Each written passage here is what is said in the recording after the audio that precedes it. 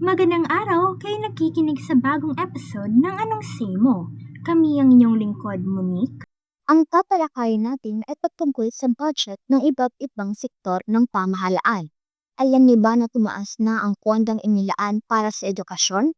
Naging 4% ang GDP ng edukasyon budget sa ating bansa. Layunin nilang gumawa ng silid-aralan at bayaran 114 state universities. Sa sektor ng nakamsigan, pumatik ng 450 billion ang budget. Kikinig sa bayaran ang mga kailangan ng telkay. Naglahad ng top 293.9 billion budget naman sa agrikultura, tutuloy ang ang mga magsasaka at pabawasan sa kanilang mga problema. 1 bilyon naman is para may lakal de crop insurance para sa magsasaka. Pinagtutuunan din nila ng pansin na ang pagpapagawa ng farm to market road nilalaan nila ng budget ng 74.5 billion.